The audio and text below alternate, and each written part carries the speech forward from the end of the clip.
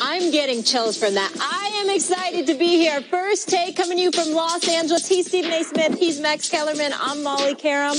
And we got a huge show today, guys, in case you didn't know. Well, before we get to the huge show, let me just say this. What? I don't know whether to check on the health and the well-being of Max Kellerman to see if he is okay or to sit up there and compliment him and stepping out. Did you see that tie?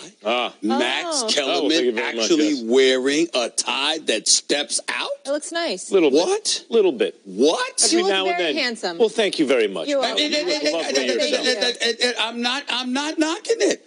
I am very impressed. My friend. I'm very impressed. Thank you very much. Fashion police right here. Saying, well, we know what time it is here. What's going on, y'all? What's going on? What's going on? Nice too, Stephen. Thank you so much. All right, it's not all about you guys today, though. We've got Magic Johnson. We have Cedric the Entertainer. We have Doc Rivers. It is a full show, so much to get into. And, guys, we have a doubleheader today as well. Yes. We're on again tonight at 7 to 8 Eastern on ESPN, a primetime special. It'll be fireworks. Make sure you don't miss that. Should I keep the tie for tonight? Yeah. You can. Are you changing for the next show? No, look at how I look. What I need to change for? Okay. Please, I ain't changed. I guess we're not. I guess we're not changing. Rolling out like this. Glad I got the memo. Okay, let's talk about last night here on ESPN. We'll get to the Lakers in just a minute. It was not the start the new look Rockets hoped for. A lopsided loss to the Pelicans, 131-112. Anthony Davis dominated, 32 points, 16 rebounds, 8 assists. Meanwhile, Carmelo did come off the bench for the very first time in his career. He scored 9 points, and he calls the reserve role challenging mentally. Stephen A. Smith, how concerning of a loss was this for these Rockets? It's just game one of their NBA regular season. There's 81 games to go. Yet I'm very concerned. That was some of the most abysmal, awful defense I have seen in the NBA in quite some time.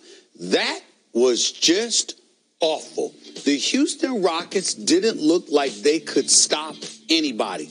And I heard Mike D'Antoni talking during the game, first game of the season, legs are not there, except I don't want to hear that. I don't want to hear that. And really, you could have put an APB out for Houston's defense, asked, where the hell were you? Now, obviously, I'm not going to sit up there and blame Carmelo Anthony per se, but I will say that his arrival, combined with the exit of Trevor Ariza, along with Luke Mbah-a-Moute, has really changed the complexion of the Houston Rockets. And I watched them last night, and that was just some awful, awful defensive basketball here. And if you don't play defense, if you can't, first of all, they can't play defense much worse. Mm-hmm. So they're definitely going to get better defensively. But if you don't figure out a way to somehow, some way resemble somewhat the defense that you had last year in Houston, my prediction is even stronger about the Lakers going to the Western Conference Finals. It's even stronger because Houston won't be standing in their way because they won't even be relevant. I mean, how concerning was the loss? You really don't know about this stuff till 20-something games into the season, and then more or less you understand what the playoff rankings are going to be and everything. Not one game.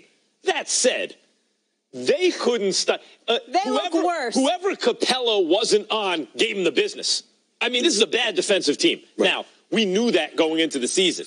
This was my issue with the Rockets. I'm not surprised by this. Mm-hmm. They will not be a bad team. They will be a good team. In fact, the Rockets will be a very good team. Because though their defense got better, really the thing about the Rockets is their offense. And Carmelo should help there, I think, in the second unit. Because he could be the focal point more in the second unit. Carmelo is past his prime. I said there was going to be a lot of pressure on him this year, Stephen A. He's past his prime. He's been past his prime for several years, and that's coincided with a shift in the way the game is played. Like his iso ball skills don't play as well in this league as they did in the league 7 or 8 years ago. So not only is he declining, but the whole landscape underneath his feet is shifting. The ground is shifting, making him even less effective. But they lost 2 real defenders, and we saw that last night. I got to tell you something. I'm watching the Pelicans last night, and I made a mistake. Okay. I know they were going to the playoffs, but I questioned their formidability because I'm like, is Anthony Davis and who? This kid, E'Twaun Moore, you watched him in the 21 points he dropped. Penetrate into the teeth of the defense, dropping teardrops in the lane and what have you, doing what he wanted. Now, again, this is against Houston's defense now, which was awful.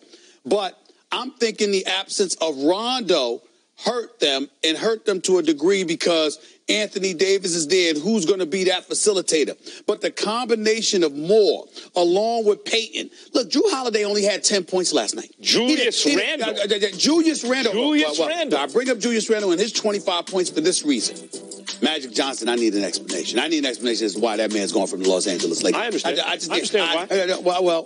I'd prefer to hear it from Magic. Well, how many forwards? How many forwards you want on the team? You ain't getting rid of LeBron. I know. You ain't getting rid of Ingram, and Kuzma has had a great rookie year. I know, but Randle, man, when you got a workhorse like that coming off the bench, that's invaluable. I'm talking about off the bench. That's invaluable. Well, and so I'm just saying, listen, it's 12 spots on the roster because you got rid of somebody else. I'm just going to ask them. But I'm just telling you right now, New Orleans, ooh. I mean, the size that they have in their backcourt with Anthony Davis being that monster, Drew Holiday being a defender who can drop 25 or 30 on you on any given night, and Alvin Gentry can coach. He can coach. So let's not forget that either. Julius Randle was big. I understand. I think Julius Randle's actually a dangerous player for a team because when he's going well, you can get fooled into believing he's better than he is. But that doesn't mean he can't play and give you valuable minutes. Right. And those Wildcats there, man, I'll tell you what, in New Orleans, he's a good addition, actually, as it turns out. It looks early on. By the way, we didn't even bring up Mirotic. Dropped 30, hit 6 or 8 3 Listen, this is a guy that showed up in the postseason, when Boogie got hurt and they made that deal, in fact, even though Boogie and AD were figuring it out, the amount of money had Boogie never gotten hurt that you'd have to invest to keep that together versus Mirotic, who's just kind of a perfect fit with AD. Yeah. Anthony Davis, as I said to start the year, going to be the MVP, is off to the exact kind of start that I expected. 30-plus points, mid-double-digit rebounds. His team beat a good team. Before we move on, really quick, I just got to ask you, because Houston almost beat the Warriors if CP3 didn't get hurt. I know it's just one game. How much worse do they look? They look considerably worse defensively. They look like they can't stop anybody. And listen, when if your formula is to simply outscore everybody, that's not going to work. This is not Steve Nash with Joe Johnson and Amari Stoudemire and Sean Marion and those boys from D'Antoni's Phoenix days more than a decade ago. This is not that kind of team. This is Harden and CP3, and we know how big time they are, with a Melo that's got something to prove because everybody's talking about how he's diminished, and he's 33 years of age. So we've got that issue going on. And then you got P.J. Tucker, there's a question mark. Clint Capella is going to give you what he gives you. But you're looking at Houston now, questionable depth. And now no defense with a coach that was known for not caring about defense until last season. Bottom line is a problem. They got blown out at home. Yeah. And couldn't defend. All right, there it is. Guys, tonight is the beginning of a new era. LeBron James and the